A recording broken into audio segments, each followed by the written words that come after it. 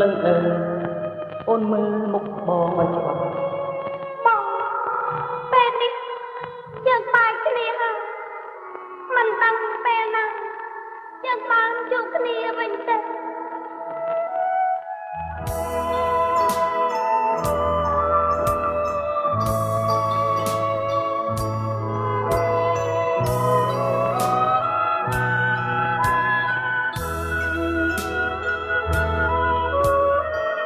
បងចុកចាប់ណាងម្ចាស់កែវភ្នែកអើយប្រលប់នេះហើយយើងត្រូវបែកគ្នាផែនដីពុំបែកឆ្លែងទុំវេលាជាតកចិត្តមាផ្ដន់ទាវាសនា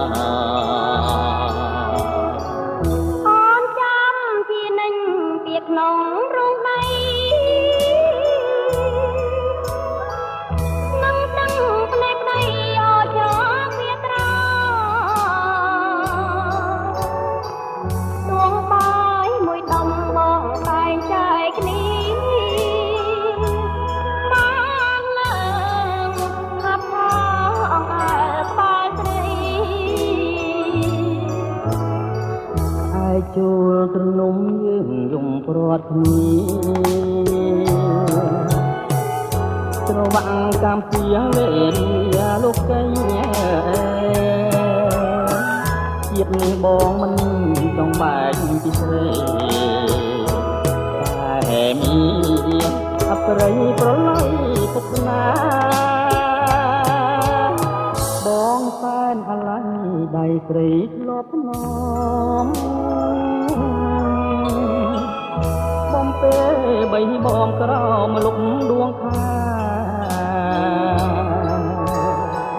ពេលនេះព្រោះទៅគ្មានវិលវិញទេអូមកែវមានមេកំសោយសោកា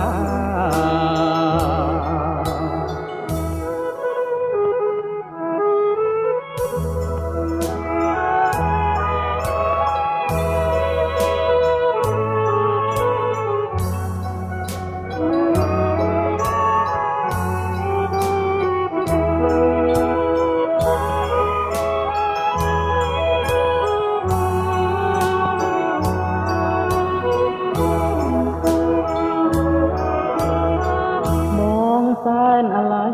ដៃស្រីធ្លាប់ភ្នំបំពេលបីបងក្រមលុកដួងខា